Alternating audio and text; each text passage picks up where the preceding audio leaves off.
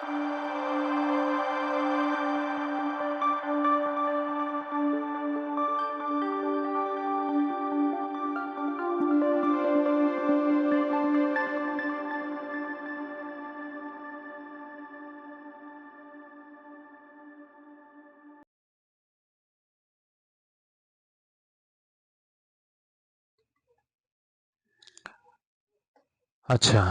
আমরা এখন শ্যাল উইলের ব্যবহার শিখব। 1 নম্বরে বলা আছে আই এবং উই। আই মানে আমি, উই মানে আমরা, WE, উই। এর সাথে শ্যাল বসে এবং বাকি সবার সাথে উইল বসে। এটা হচ্ছে বেসিক নিয়ম, এর কিছু ব্যতিক্রমও আছে। আমরা ছোট শিশুদের ক্ষেত্রে আমরা বেসিক নিয়মটাই শিখব প্রথমে। আই এবং উই এর সাথে শ্যাল বসে এবং বাকি সবার সাথে উইল বসে। তো আমরা প্রথমে দেখতেছি যে এখানে আই আছে এবং এখানে উই আছে। তাহলে আই এর সাথে কি হবে? আমাদের নিয়ম অনুযায়ী শ্যাল হবে। উই এর সাথে কি হবে? একই নিয়ম অনুযায়ী শ্যাল হবে। আই এবং উই এর সাথে শ্যাল হবে। এবার তাহলে কি আছে ইউ? ইউ এর সঙ্গে তাহলে কি হবে? উইল হবে। ইউ মানে তুমি, এর সঙ্গে উইল হইল। এবার আছে হি, হি মানে সে, তাহলে এর সঙ্গেও কি হবে? উইল হবে। তারপরে আছে শি, শি মানে সে, মেয়েদের ক্ষেত্রে ব্যবহার করা হয়। শুধুমাত্র আমি আমরা এই দুইটার সঙ্গে শ্যাল, বাকি সবগুলোর সঙ্গে উইল। এইটুকু মাথায় রাখতে হবে। আমি আমরা, আই এবং উই এই দুইটার সঙ্গে শ্যাল, বাকি সবগুলোর সঙ্গে উইল। শির সঙ্গে উইল হয়ে গেল। এবার দে, এখানেও উইল হবে। ইট, এখানে উইল হবে। কাউ, এখানে উইল হবে। কাউস উইল হবে। দি বয় উইল হবে। দি বয়েস উইল হবে। এগুলো তোমরা নিজেরা প্র্যাকটিস করবে। ইট, ইটের সাথে কি হবে? উইল হবে। গেল। তাহলে শ্যাল কোথায় হবে? শুধুমাত্র আই এবং উই এই দুইটার সাথে কি হবে? শ্যাল হবে। আর বাকি সবার সাথে উইল হবে। সেই অনুযায়ী এগুলোর সঙ্গে উইল হবে। আমি কাউ, কাউস, বয়, বয়েস এই দুটো গ্যাপ রেখে দিলাম। এ দুটো তোমরা নিজেরা করবে। বলে দিলাম, তবুও এখানে উইল হবে। এইবার আসি বাক্য গঠনের ক্ষেত্রে শ্যাল উইলকে আমরা কিভাবে ব্যবহার করব। তো অ্যাফার্মেটিভ মানে হ্যাঁ বোধক বাক্য, অ্যাফার্মেটিভ সেন্টেন্স হ্যাঁ বোধক বাক্য, আর নেগেটিভ হচ্ছে না বোধক। কখনো স্বীকার করা হয়, কখনো অস্বীকার করা হয়। তো বাক্য গঠনের বেসিক নিয়ম সাবজেক্ট, ভার্ব, অবজেক্ট, অর্থাৎ প্রথমে সাবজেক্ট বসে, তারপরে ভার্ব বসে, তারপরে অবজেক্ট বসে। কিন্তু টেন্স অনুযায়ী বা ভয়েস অনুযায়ী কখনো কখনো একটু হেরফের হয়। তো আমরা এখানে অ্যাফার্মেটিভ সেন্টেন্স বা হ্যাঁ বোধক বাক্য কি দেখতেছি? প্রথমে সাবজেক্ট, তারপরে শ্যাল বা উইল, তারপরে ভার্বের প্রেজেন্ট ফর্ম, তারপরে অবজেক্ট। এই নিয়মটা আছে। এটা হ্যাঁ বোধক বাক্য, সেজন্য শ্যাল বা উইলের পরে কি নেই? নট নেই। এইবার নিচে আসি আমরা না বোধক বাক্য, নেগেটিভ না বোধক। দুটো একটু তুলনা করে আমরা দেখব। প্রথমে কি বসেছে? সাবজেক্ট বসেছে। প্রথমে সাবজেক্ট বসছে। আচ্ছা, সাবজেক্টের পরে কি? শ্যাল বসছে। যেহেতু এটা আমার না বোধক বাক্য, সেজন্য শ্যালের পরে নট। আবার উইল বসেছে, উইলের পরে নট। অর্থাৎ না বোধক বাক্যে হয় শ্যাল নট হবে, না হলে উইল নট হবে। আই এবং উই এই দুইটার সঙ্গে শ্যাল নট হবে, বাকি সবগুলোর সঙ্গে উইল নট হবে। ভার্বের প্রেজেন্ট ফর্ম করতে হবে, তারপর অবজেক্ট যদি থাকে অবজেক্ট লিখতে হবে। আচ্ছা, এক্সাম্পল, আমি যাব, সৃষ্টি যাবে না। এখানে আমি যাব। আচ্ছা, এখানে সৃষ্টি না দিয়ে আমি দিই।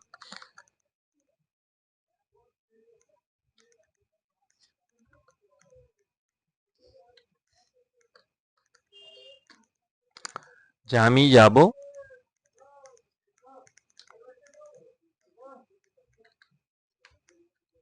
আমি যাব, আমি যাব না।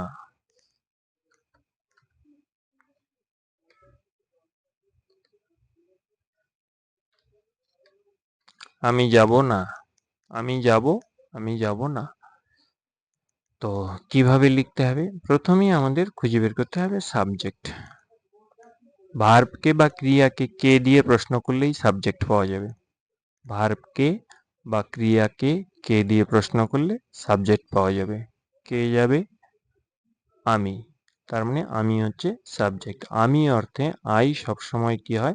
ক্যাপিটাল লেটারে হয় বা বড় হাতের অক্ষরে হয়। আমি অর্থে আই সবসময় ক্যাপিটাল লেটারে হয় বা বড় হাতের অক্ষরে হয়। লিখলাম আই। এবার এই যে যা বো, বো, বে, বো, বা, বেন, এই কথাগুলো যখনই থাকবে বে, বো, বা, বেন, তখনই বুঝবো শ্যাল বা উইল লাগবে। সেটা এখনো যাই নাই, আমি যাব, অর্থাৎ পরের ঘটনা। পরের ঘটনা হইলেই সেইটা ফিউচার টেন্স এবং সেখানে অবশ্যই সাবজেক্টের পরে শ্যাল বা উইল লাগে। তাহলে আই এর সঙ্গে কি হবে? শ্যাল হবে। এসে double L, shall. I shall. এবার যাওয়ার ইংলিশ কি? গো। মানেটা হয়ে গেল আমি যাব। এবার বলছে আমি যাব না। তাহলে আমরা আই বসালাম, আই বসলো। এই যে যাব না, তার মানে এখনো যাওয়া হয়নি, পরের ঘটনা বোঝাচ্ছে। এখানে দেখো বো কথাটা আছে, বে, বো, বা, বেন থাকলেই বুঝবো ফিউচার টেন্স। তাহলে আই এর সঙ্গে আমরা কি লিখলাম? শ্যাল লিখলাম। যেহেতু না কথাটা আছে সেজন্য আমরা নট লিখলাম। না কথাটার জন্য নট লিখলাম। এইবার যাওয়ার ইংলিশ কি? গো। আমরা গো লিখলাম। হয়ে গেল। আই শ্যাল নট গো মানে কি হলো? আমি যাব না। এখানে আমি যাব কি হলো? আই শ্যাল গো, আমি যাব। আমি যাব না, আই শ্যাল নট গো, আমি যাব না। না বোধক বাক্যে অবশ্যই শ্যাল বা উইলের পরে নট বসাতে হবে। আর হ্যাঁ বোধক বাক্যে কখনোই শ্যাল বা উইলের পরে নট বসানো যাবে না। এবার কি আছে? আমরা আসব। আমরা আসব। আমরা আসব।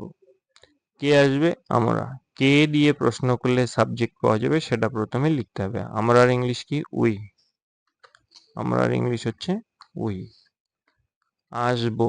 আবার আসছে বেবো বাবেন। বেবো বাবেন থাকলেই শ্যাল উইল বসাইতে হবে। উই এর সঙ্গে কি হয়? শ্যাল হয়। উই এর সঙ্গে শ্যাল হয়। এই যে আই আর উই, এই দুটার সঙ্গে শ্যাল হয়, বাকি সবার সাথে উইল হয়। সহজ করে মনে রাখতে হবে।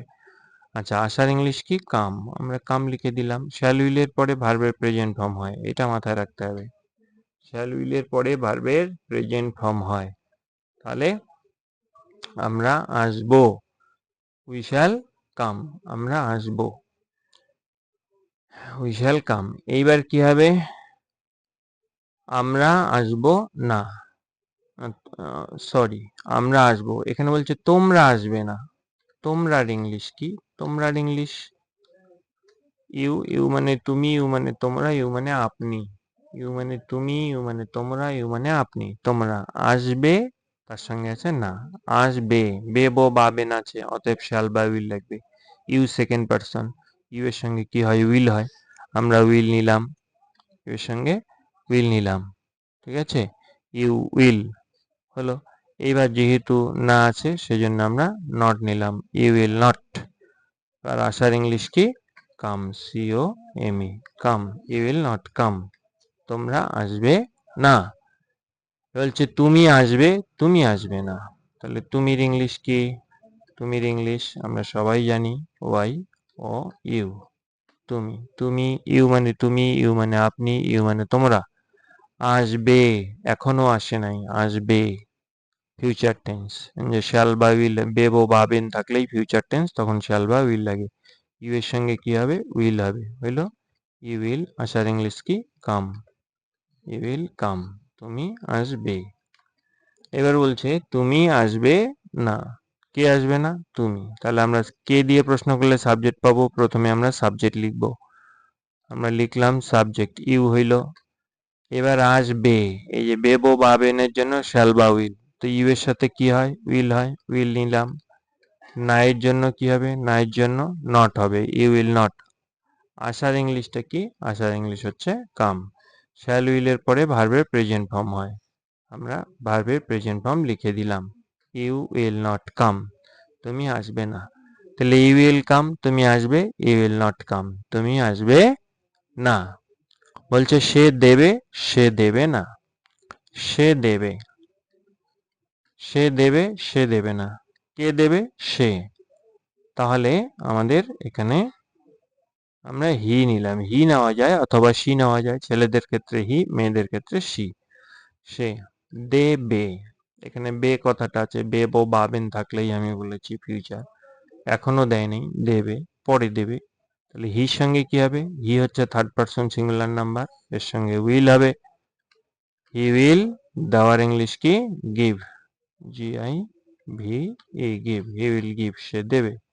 এবার বলছে সে দেবে না, আমরা এবার সি নেই, মেয়েদের ক্ষেত্রে সি হয়, সি উইল, না এর জন্য নট, সি উইল নট, দেওয়ার ইংলিশ কি GIV, give, she will not give, সে দেবে না। এবার বলছে সে নেবে, সে নেবে, এখানে হির সঙ্গে কি হবে, উইল হবে, নেওয়ার ইংলিশ কি টেক, TAKE, টেক, সে নেবে। হলো, অনুরূপ ভাবে সে নেবে না, তাহলে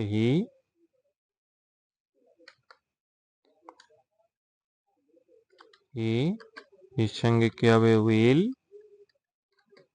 না এর জন্য নট, নেওয়ার English TAKE, he will not take, আমরা বাক্য শেষে স্টপ দিয়ে দিলাম। তো এই হচ্ছে শ্যাল উইলের একেবারে বেসিক নিয়ম। আমরা আশা করি কিছুটা বুঝতে পারছি। এবার আরেকবার একটু রিপিট করি, আই এবং উই এর সাথে শ্যাল বসে, বাকি সবার সাথে উইল বসে। এই যে আই এর সঙ্গে শ্যাল বসানো হয়েছে, উই এর সঙ্গে শ্যাল বসানো হয়েছে, বাকি যেগুলো আছে উইল বসে। এইবার হচ্ছে এখানে কয়েকটা আমি করে দেইনি, এই কয়েকটা তোমরা পারলে ভিডিওটা দেখে একটু করে নিবে।